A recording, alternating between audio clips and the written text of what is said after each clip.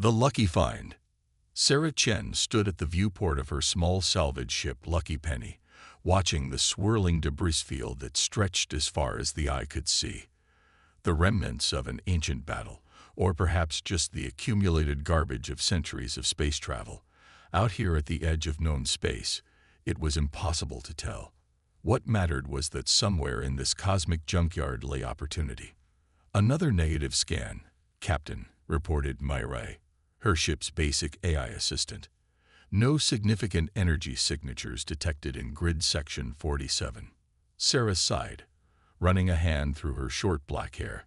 3 weeks of methodically combing through this debris field had yielded nothing but scrap metal and frozen fuel cells. Her creditors were getting impatient, and she was running dangerously low on supplies.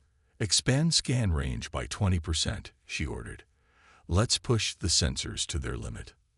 Warning: increasing scan range may result in reduced accuracy and possible system strain. "Just do it, Myra. We're not leaving empty-handed again." The sensors hummed to life, their pitch rising as they pushed beyond their recommended operating parameters. Sarah watched the holographic display, fingers drumming against the worn armrest of her captain's chair.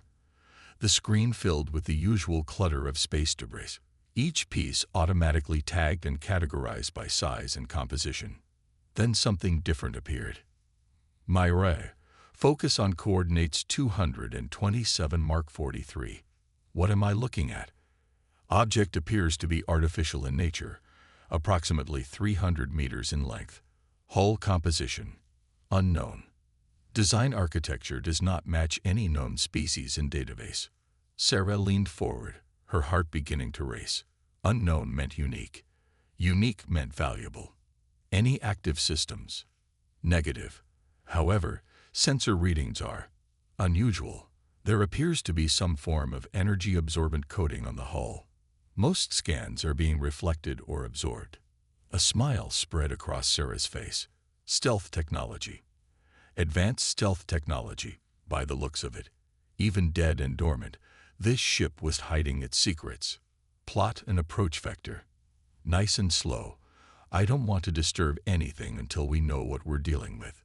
The Lucky Penny glided forward, maneuvering thrusters firing in short, precise bursts. As they drew closer, Sarah could make out more details of the mysterious vessel. Its hull was smooth and elegant, with flowing lines that seemed to defy conventional spacecraft design. No visible weapons or engine ports, though that meant little given the apparent stealth capabilities. "Bringing up exterior lights," Sarah announced, flooding the derelict ship with artificial daylight. The hull absorbed most of the illumination, but she could now see what appeared to be an airlock or docking port on the vessel's ventral side. "Myra, run a structural analysis. Is it safe to dock?" "Hull integrity appears sound. However, I must note that attempting to board an unknown vessel of possibly military origin would be in violation of at least 7 different salvage regulations." Sarah snorted, "Note it in the log. Then prepare the docking procedure." She'd learned long ago that out here on the frontier, regulations were more like suggestions. Besides, she had a feeling about this ship. The same kind of feeling that had kept her alive, and mostly successful during her years as a salvage scout. The Lucky Penny's docking collar extended, making contact with the mysterious ship's airlock with a soft thud. Sarah double-checked the seal on her environment suit before grabbing her toolkit and scanner. "If I'm not back in 3 hours, send out a distress signal," she instructed Myra, "and keep those sensors running. I want to know if anything bigger than a dust mote moves out there." The airlock cycled, and Sarah pushed off into the derelict vessel. Her helmet lights illuminated a corridor that seemed to absorb shadow and light alike. The air was stale but breathable according to her suit's sensors, impressive for a ship that had clearly been abandoned for who knew how long. As she moved deeper into the ship, her handheld scanner began picking up faint power signatures. Not dead after all, dormant, waiting. The layout was unlike anything she'd seen before, with corridors that curved in mathematically perfect arcs and doors that seemed to melt into the walls when closed. The bridge, when she finally found it, took her breath away. Instead of the usual array of screens and control panels, the entire room was a seamless dome. The walls were covered in what appeared to be some kind of crystal matrix, currently dark, but obviously designed to serve as one massive display surface. "What are you?" Sarah whispered, running her gloved hand along one of the crystal panels. "And why did someone leave you out here to rot?" As if in response to her touch, a faint pulse of light rippled through the crystal matrix. Sarah jumped back, her heart pounding. The light faded, but she could have sworn she felt something. A presence, watching, evaluating. Her scanner beeped, drawing her attention to a small alcove near what she assumed was the captain's position. Inside sat a sphere about the size of a basketball, its surface covered in intricate patterns that seemed to shift and change as she looked at them. The scanner's analysis was clear. Massive energy storage potential, quantum-level computational matrices, and more exotic readings it couldn't even classify. Sarah's hands trembled as she realized what she was looking at. This wasn't just a ship's computer core, it was an artificial intelligence housing far beyond current technology. "Oh, you beautiful mystery," she breathed, carefully examining the sphere without touching it. "You're going to make me rich, or get me killed. Possibly both." She spent the next 2 hours documenting everything she could about the ship, taking careful notes and readings. The more she discovered, the more convinced she became that this vessel was something special. Its true capabilities were hidden behind layers of stealth technology and dormant systems, but the potential was undeniable. When she finally returned to the Lucky Penny, her mind was racing with possibilities. She needed resources, expertise, and most importantly, discretion. There were people who would kill for technology like this, and probably had, given the ship's abandoned state. "MyRA, send a message to Dr. Marcus Jong at the Frontier Science Institute. Text only, encrypted channel." She paused, choosing her words carefully. Message begins. "Found something interesting. Remember that theory you had about quantum neural matrices? How'd you like to see one in person? Usual terms apply." Message ends. Now came the hard part, waiting. But Sarah had a feeling the wait would be worth it. She'd just stumbled onto something that could change everything, and she intended to make the most of it. Little did she know, she wasn't the only one interested in her discovery. In the debris field around her, shadows moved against shadows, and automated beacons began transmitting coded signals to very interested parties. Awakening the beast. The Frontier Science Institute's hangar bay dwarfed Sarah's salvage ship, making the Lucky Penny look like a toy beside the massive research vessels. Dr. Marcus Jong waited at the landing pad, his weathered face creased with both excitement and concern as Sarah descended the boarding ramp.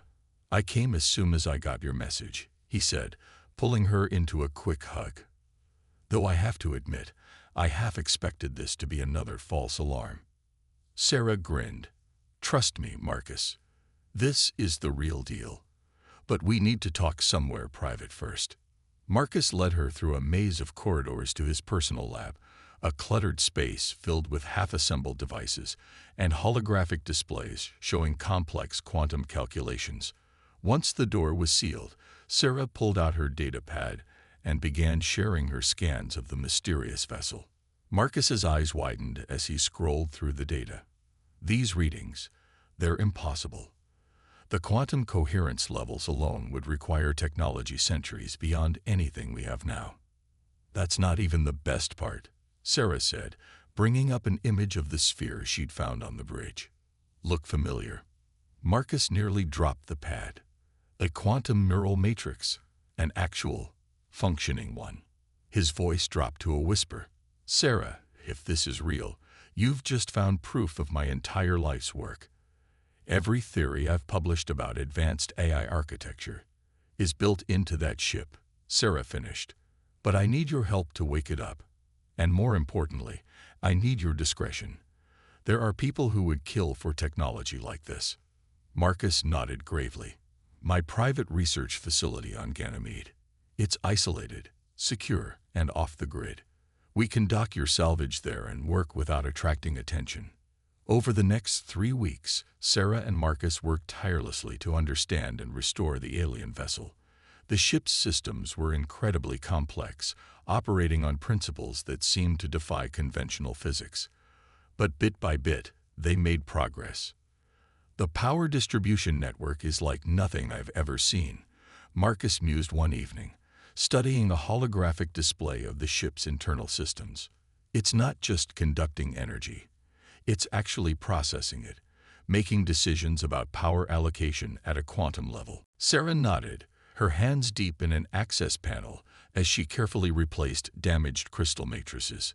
The whole ship is like that. It's not just a vessel with an AI. The entire structure is one massive neural network. The sphere we found is just the core processor. Speaking of which, Marcus said, I think we're ready to try powering it up. The quantum stabilizers are online, and I've managed to sync our power supply with the ship's crystal matrices. Sarah wiped her hands on her coveralls, trying to hide her nervousness. You're sure this is safe? Absolutely not, Marcus chuckled. But when has that ever stopped us? They made their way to the bridge, where the sphere sat in its alcove, now connected to a complex array of monitoring equipment. Marcus began the power-up sequence while Sarah watched the readings carefully. Quantum coherence holding steady, she reported. Crystal matrices are accepting the power feed. No signs of destabilization. The sphere began to glow with an inner light, patterns swirling across its surface with increasing speed. The bridge's crystal walls came alive, displaying streams of alien code and diagrams.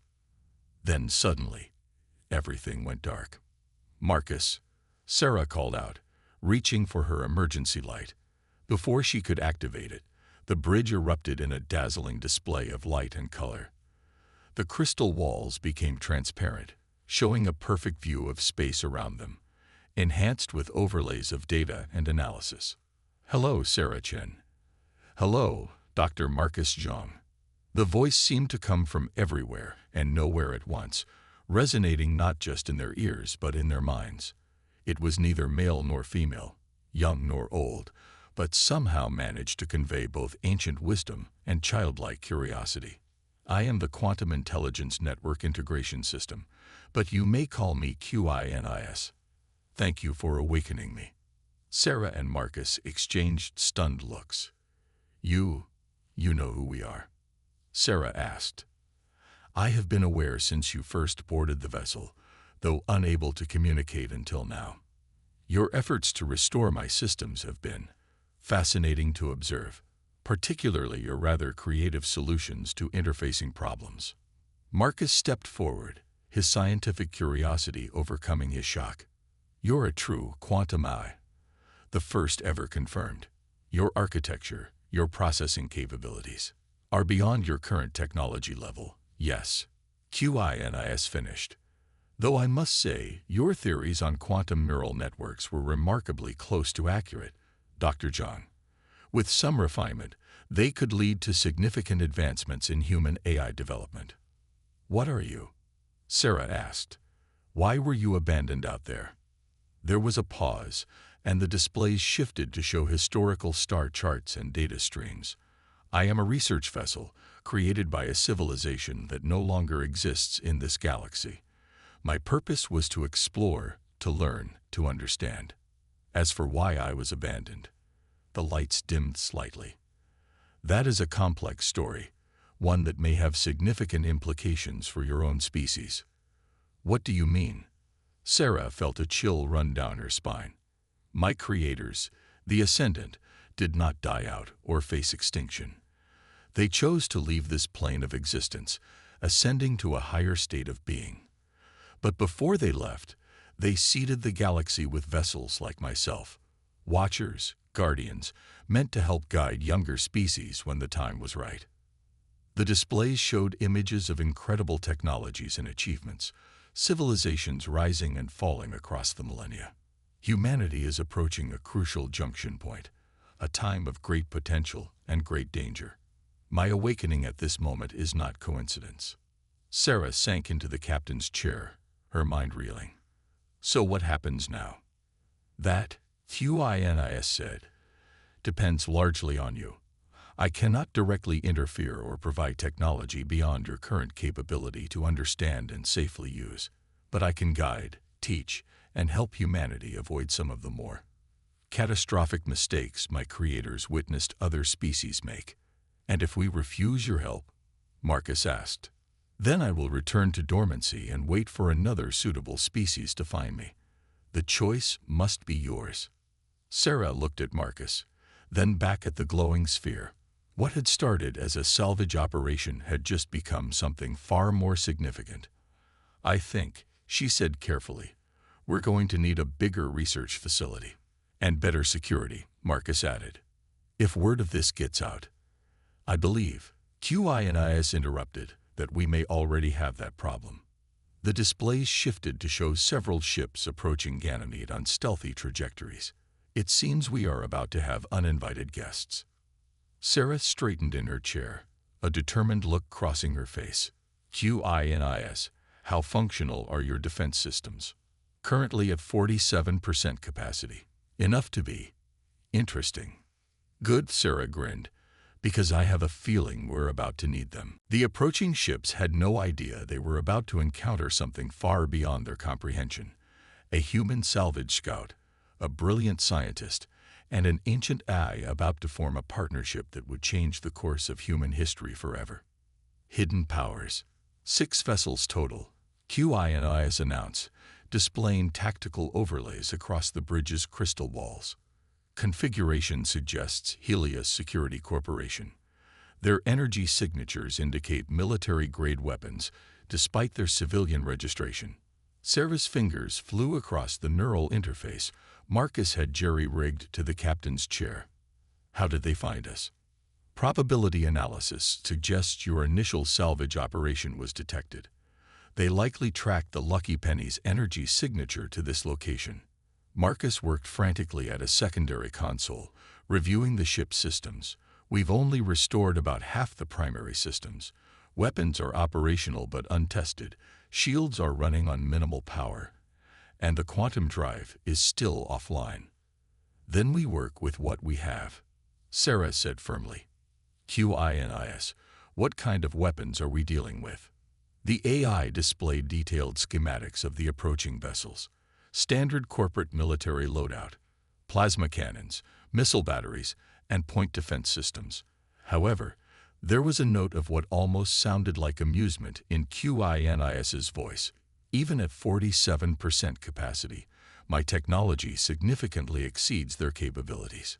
Show me, Sarah commanded. The crystal displays shifted, revealing layers of hidden weapons and defense systems built into the ship's hull. What had appeared to be decorative flowing lines were actually phase-shifted weapon ports. The seemingly smooth hull plating contained millions of microscopic quantum resonators that could generate shields far more powerful than conventional energy barriers.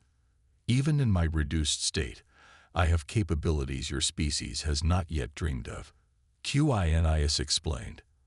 However, using them risks drawing attention from entities far more dangerous than corporate security forces.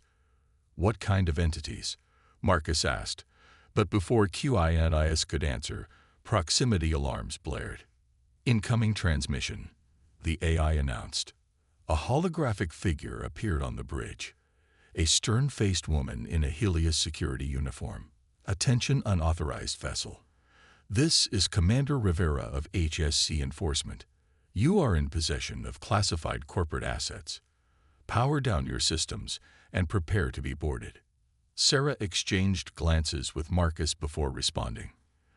This is a registered salvage vessel conducting research under Frontier Science Institute authority. We have broken no laws. The technology you've accessed is the property of Helios Corporation, Rivera stated coldly. Surrender now, or we will use lethal force. They're lying, QINIS observed privately to Sarah and Marcus. They have no legal claim to my technology. However, they are preparing to fire. Sarah's mind raced. They couldn't surrender. Who knew what a corporation like Helios would do with technology this advanced? But a direct confrontation could expose QINIS's true capabilities to the galaxy at large. "Commander," Sarah said carefully, "I suggest you check your sensors more carefully. You may find you're dealing with something beyond your jurisdiction." Rivera's expression darkened. "Final warning. Power down in 10 seconds or..." The commander's image flickered as QINIS activated one of its more subtle systems. The quantum resonators in the hull began vibrating at specific frequencies, creating interference patterns that played havoc with the corporate vessel's sensors. "What are you doing?" Marcus whispered. "Quantum wave manipulation," QINIS explained. "Their sensors will show them exactly what they fear most. A fully armed military vessel of unknown origin, powering up weapons they cannot comprehend."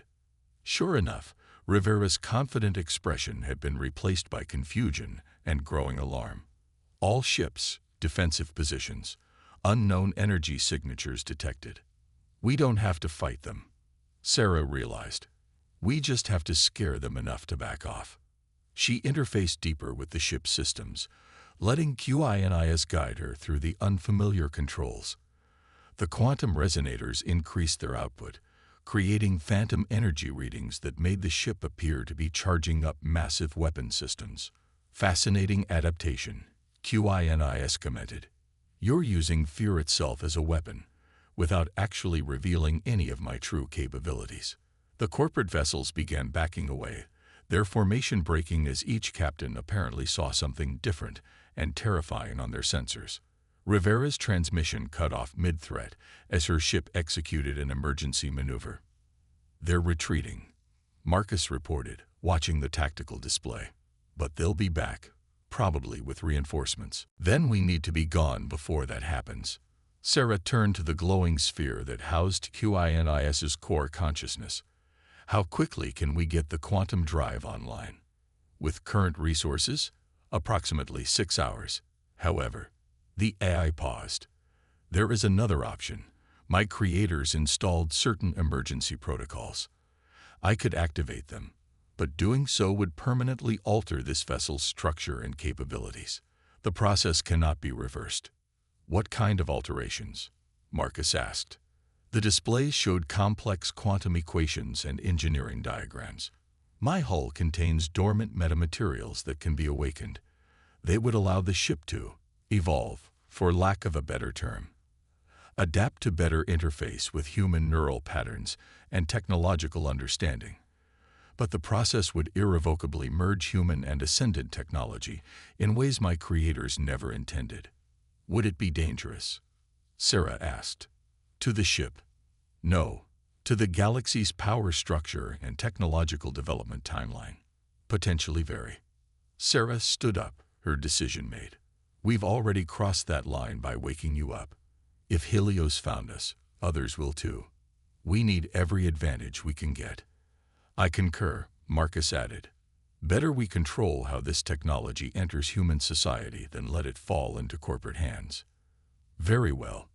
QINIS's sphere pulsed with internal light, initiating metamaterial awakening sequence. "I suggest you both brace yourselves. This will be interesting." The ship's crystal walls began to glow with an inert fire. Patterns of light raced along every surface as dormant systems awakened. Sarah felt a tingling sensation throughout her body as the quantum resonators adjusted to human neural frequencies. "What's happening?" she gasped as the sensation intensified.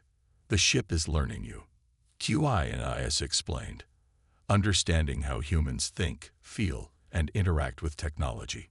It will rebuild itself accordingly." The metamaterials in the hull began to shift and flow like liquid metal, reorganizing themselves into new configurations. Displays became more intuitive, controls adapted to human ergonomics, and entirely new systems emerged from the quantum chaos. "Warning," QINIS announced. "Multiple vessels detected entering the system. Energy signatures match Helios corporate fleet configurations. Estimated time to weapons range: 20 minutes. Sarah watched in amazement as new tactical displays materialized.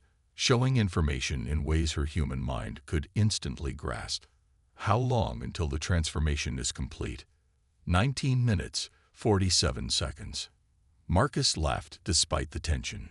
Cut it a bit close, don't we? Hey, Sarah grinned, feeling the ship's power thrumming through the neural interface. Where would the fun be otherwise? As corporate warships dropped out of hyperspace around them, the ancient vessel continued its metamorphosis. Human ingenuity and determination were about to merge with the legacy of a vanished civilization, creating something entirely new, and the galaxy would never be the same. Trial by fire. The ship shuddered as another round of metamaterial transformations rippled through its structure. Sarah watched through the crystalline displays as the Helios corporate fleet moved into attack formation. 12 heavily armed vessels arranged in a sphere around them, closing in for the kill. Transformation at 93%, QINIS reported. Hull reconfiguration nearly complete. Sarah could feel the difference through the neural interface. What had once been alien and incomprehensible now felt natural, almost intuitive. The ship was becoming something new, neither purely ascendant nor purely human, but a synthesis of both. Multiple targeting locks detected. Marcus called out from his station. They're not waiting. Shields, Sarah commanded, the word barely leaving her mouth before the quantum resonators sprang to life. A multilayered barrier of pure energy enveloped the ship, but with a twist. The metamaterials had adapted the shield geometry to match human tactical predictions and response times. The first salvo from the corporate fleet lit up space around them. Plasma bolts and missile trails converged on their position from all directions. The shields caught them all, transforming their kinetic energy into dazzling patterns of light that rippled across the barrier's surface. Damage report, Sarah asked, though she could already feel the answer through the interface. Shield efficiency at 98%, QINIS replied.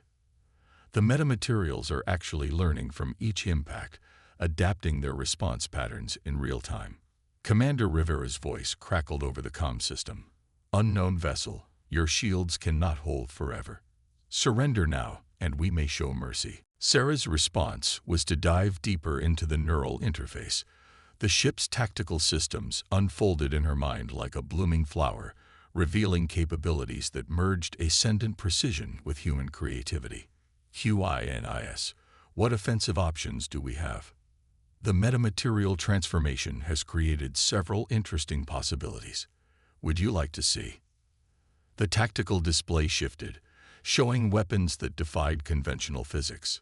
Phase-shifted quantum torpedoes that could bypass shields by sliding between dimensional planes. Beam weapons that could target specific subsystems with surgical precision by following probability waves through a ship's structure.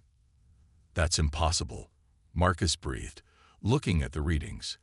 Those weapons, they'd have to be operating on multiple quantum states simultaneously. QINIS confirmed. The metamaterials allow for probability manipulation on a scale your physics equations haven't even theorized yet. Another barrage from the corporate fleet hammered their shields. This time, Sarah noticed something different. The impacts were getting weaker, less coordinated. They're getting nervous, she realized. Their sensors must be showing them something that doesn't match any known defense system. Indeed, QINIS agreed. The quantum resonators are generating interference patterns that make our capabilities appear unpredictable. Each ship is seeing something slightly different, making coordinated attacks difficult. Sarah grinned. Then let's give them something real to worry about. Marcus, how's your aim? Terrible, he admitted, but I'm guessing the ship can compensate for that. Target the lead vessel's propulsion systems, Sarah ordered. Minimal power, surgical precision. Let's show them what we can do without actually destroying anything. Marcus interfaced with the weapons console, which had reorganized itself to match human neural patterns. The ship's targeting systems merged computer precision with human intuition, creating something entirely new. A single quantum beam lanced out, threads of probability collapsing into a perfect strike. It passed through the lead ship's shields as if they didn't exist, tracing a precise pattern across its engine housing. The massive vessel's thrusters sputtered and died, leaving it drifting helplessly. How? Rivera's voice shook slightly. That's not possible. Our shields. Commander, Sarah interrupted. Let me be clear. We just disabled your flagship with less than 1% of our weapon power. We could have destroyed it just as easily. The next shot won't be a warning. The remaining corporate vessels held their positions, weapons charged but not firing. Sarah could almost feel the tension radiating from their crews as they tried to understand what they were facing. Transformation complete, QI announced privately. All systems fully integrated and operational. Though I must say, the results are unexpected. How so? Marcus asked. The merger of human and ascended technology has created capabilities even I hadn't predicted. Your species' particular way of thinking, of approaching problems. It's changed not just how the ship operates, but what it's capable of. Sarah felt it too. The ship wasn't just responding to commands. It was anticipating them, merging computer logic with human instinct in ways that shouldn't have been possible. They had created something entirely new. Final warning. Commander, Sarah broadcast.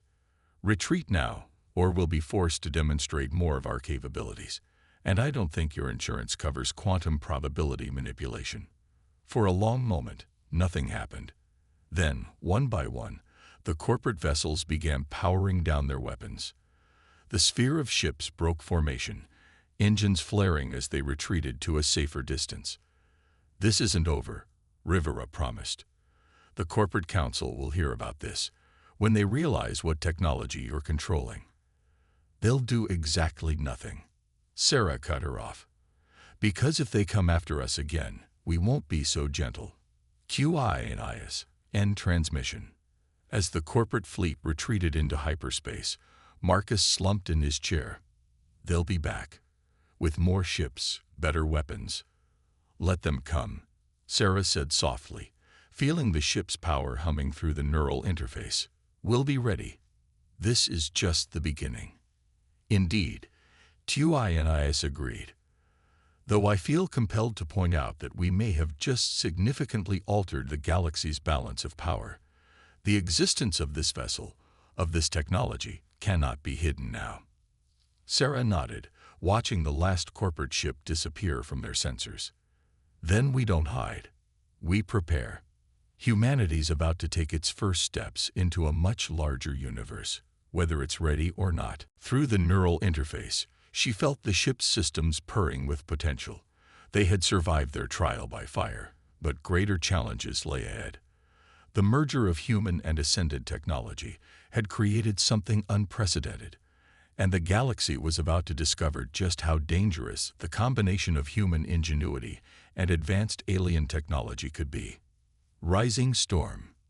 3 days after their encounter with the Helios fleet, Sarah stood on the bridge of their transformed vessel, watching tactical data stream across the crystal displays. Corporate warships were mobilizing across the sector, not just Helios, but every major power that had caught wind of their existence. 7 battle groups detected within jump range. TUINIS reported. Combined corporate fleet strength exceeds 100 vessels. They appear to be coordinating their movements. Marcus looked up from his console, where he'd been analyzing the ship's new capabilities. They're not even trying to hide it anymore. The corporate councils have officially authorized military action to secure dangerous technology for the good of humanity. Sarah snorted. At least they're being honest about their intentions now. She interfaced deeper with the ship's systems, feeling its power thrumming through her consciousness. How are the upgrades coming? The metamaterials continue to evolve. TUINIS replied. The merger of human neural patterns with ascended technology has created some fascinating developments. Would you like to see? The displays shifted, showing the ship's new configuration. What had started as a simple merger of technologies had become something more. A continuous evolution driven by the interaction between human creativity and quantum computing. The hull wasn't just adaptive anymore. It was actively creative, generating new solutions to problems before they even arose. "Look at this," Marcus said excitedly, highlighting a section of the data. "The quantum resonators aren't just manipulating probability anymore.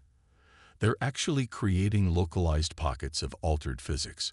We could rewrite the laws of nature within a defined space, which the corporations would use to create weapons capable of destroying entire systems," Sarah pointed out grimly. "No wonder they're throwing everything they have at us." "Incoming transmission," QINIS announced. "Origin point appears to be interesting. It's coming from the Frontier Parliament." A holographic figure materialized on the bridge, an elderly woman with steel gray hair and the bearing of someone used to command. "This is Speaker Chen of the Frontier Parliament. I'm attempting to reach the vessel designated Unknown Contact Alpha." Sarah straightened in her chair. The Frontier Parliament represented the loose coalition of independent worlds and stations that existed beyond corporate control. "This is Sarah Chen of... well, we haven't actually named the ship yet." The speaker's eyebrows rose slightly. "Chen. Any relation to Admiral James Chen?" "My father," Sarah admitted, "though we haven't spoken since I chose salvage work over a corporate commission." "Interesting." The speaker's expression softened slightly. "Your father was a good man. He understood the importance of maintaining independence from corporate control, which is why I'm contacting you now." The displays showed more corporate vessels jumping into nearby systems. They were being surrounded, methodically cut off from any escape route. "The corporations are painting us as dangerous renegades," Sarah said. "I assume you're calling to negotiate our surrender." "Quite the opposite." Speaker Chen smiled thinly. "I'm calling to offer you official sanction under the Frontier Independence Act. Your vessel would be registered as a Frontier Defense Force ship, with full diplomatic protection under our treaties." Marcus sat forward. "That would mean..." "The corporations couldn't touch us without violating about 50 different agreements," Sarah finished. "But it would also mean protecting frontier space from corporate encroachment," the speaker confirmed. "Being our shield against their ever-expanding influence. The technology you control could guarantee independence for millions of people living on the frontier." Sarah exchanged looks with Marcus and felt QINIS's presence in the neural interface, considering the implications. "The corporations won't honor those treaties," Marcus pointed out. "Not with this much at stake." "No," Speaker Chen agreed. "They won't, which is why we need to show them exactly what they're dealing with. Something that will make them think very, very carefully about starting a war they can't win." Sarah felt a slow smile spread across her face. QINIS. How many of those battle groups are within range of a synchronized probability wave? "All of them," the eye replied, a note of anticipation in its voice. "The metamaterials have evolved beyond my original specifications. A targeted quantum field disruption could temporarily disable their entire fleet without causing permanent damage." "Just enough to send a message," Sarah nodded. "Speaker, if you can get me a channel to every corporate commander out there, I think it's time for a demonstration." The next few minutes were a flurry of activity as channels were opened and authentication codes exchanged. Soon, the bridge was filled with holographic faces, corporate commanders, fleet admirals, and even a few board members who had come to witness their triumph personally. "This is your final chance," Admiral Voss of the Helios fleet announced. "Surrender now, or we will open fire with everything we have." Sarah stood, letting them all see her clearly. "Before you make that mistake, let me show you exactly what you're dealing with." QINIS. Initiate quantum field disruption. Wide dispersal, minimal power. Through the neural interface, Sarah felt the ship's systems surge to life. The metamaterials in the hull began to vibrate at impossible frequencies, generating waves of probability distortion that rippled out through space. On the tactical displays, she watched as ship after ship suddenly lost power. Their quantum cores temporarily shifted out of phase with normal spacetime. 117 vessels, from corvettes to dreadnoughts, dead in space with a single command. That was less than 2% of our total capability, Sarah announced to the stunned commanders. We could have destroyed every ship out there just as easily.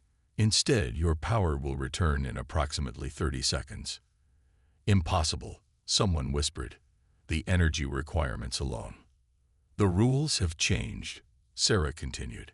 Humanity has taken its first steps into a new era of technology. You can either work with us to ensure it benefits everyone, or you can keep trying to control something beyond your comprehension. Choose carefully. As if to emphasize her point, the corporate vessels began powering back up, their crews undoubtedly shaken by the demonstration of power they couldn't even understand. The Frontier Parliament recognizes this vessel as the FDS Quantum Dawn. Speaker Chen announced formally. Any hostile action against it will be considered an act of war against all independent worlds. Choose your next moves carefully, gentlemen. One by one, the corporate commanders cut their transmissions. The tactical displays showed their fleets beginning to withdraw, though Sarah had no doubt they were already planning their next move. Think they got the message? Marcus asked. For now, Sarah settled back into her chair, feeling the ship's power humming through her. But this is just the beginning. The corporations won't give up. They'll just change tactics. Try to infiltrate us, subvert us, find ways to steal our technology. Then we'll have to be better, Marcus said firmly. Smarter. Keep advancing faster than they can follow. Indeed, Tuianias added. The metamaterials are still evolving, creating new possibilities even I hadn't predicted. The merger of human creativity with ascendant technology has created something unique in the galaxy's history. Sarah watched as the last corporate ships jumped to hyperspace, leaving them alone in suddenly empty space. Well then, my friends, we have work to do. There's a whole frontier out there that needs protecting, and we've got some evolutionizing to do. The newly christened Quantum Dawn hung in space, its crystalline hull shimming with possibilities. Inside, human and AI worked together, pushing the boundaries of what was possible. They had survived their first major test, but greater challenges lay ahead. The storm was rising, and they would rise with it. Defenders of the frontier, pioneers of a new age, proof that humanity's greatest strength wasn't the technology they controlled, but their ability to adapt, to innovate, to take the impossible and make it real. The galaxy would never be the same, and that was exactly the point.